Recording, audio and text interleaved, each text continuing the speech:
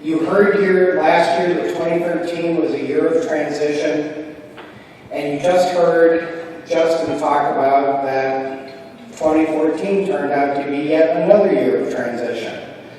As Justin reported, and I can reaffirm that we had a very successful 2014. In some ways as we had planned, but in other ways having to deal with yet more transition. One of my colleagues at work recently posted a quote from Ben Franklin that says, "When you are finished changing, you are finished."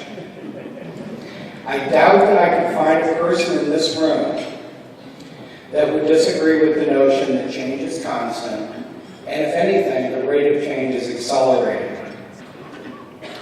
As you just heard Justin talk about, well, we did introduce one big new event this year, a very successful manufacturing day in October, to help address the challenge of workforce development. Our main goal was to evaluate everything else that the Chamber does to ensure that the activity meets a member need and is done as efficiently and as effectively as possible. Two notable outward examples of this success in this effort were a much larger and very well-received Wayne Economic Forum, and the most successful, as Justin pointed out, the Wooster Fest on record. Also helps the weather cooperate. We continue to owe many thanks to our past chair, D. Vigil, for his leadership of the forum, and to the staff, the committee, and the city of Worcester that combine every year to put on Wooster Fest.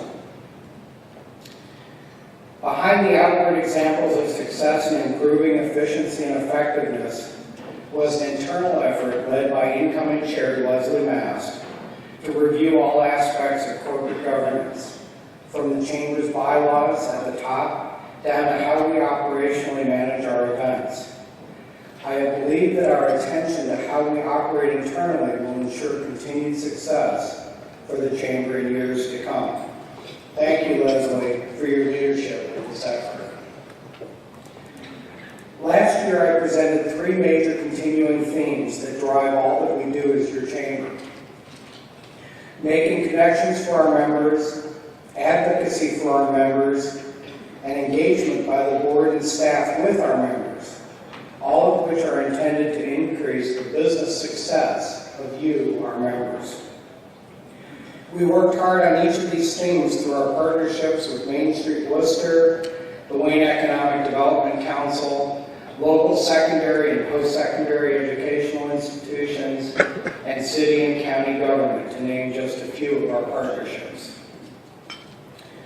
Advocacy on behalf of our members to ensure retention and attraction of business that grows our business community continues to be a high priority. While many may have hoped that things would settle down after a busy 2013, 2014 was even busier. The City of Worcester developed and adopted a new comprehensive plan to guide development for the next decade. Your Chamber was well represented on the steering committee that developed the plan. The city and the county continue to be in discussion on a number of important issues that affect the business environment in our community. Through the good working relationships that we have developed with our elected officials, we continue to make sure that our concerns as a business community are considered as part of the discussion to develop effective and cost-efficient solutions to the identified problems. Again, I have to acknowledge and thank our city and county governments for both their support of Chamber events and their willingness to talk about issues and accept input as we work cooperatively to move our community forward. As noted earlier, the Chamber continues to provide a heavy schedule of events to facilitate business connections. I would be remiss if I didn't acknowledge the work of our outstanding Chamber President, Justin Starlin, and his very able staff, Samira Zimmerly and Angela Withrow-Sheneby, and all of the volunteers who serve on committees for each of the events. It has been my privilege to serve as your chair for the past year.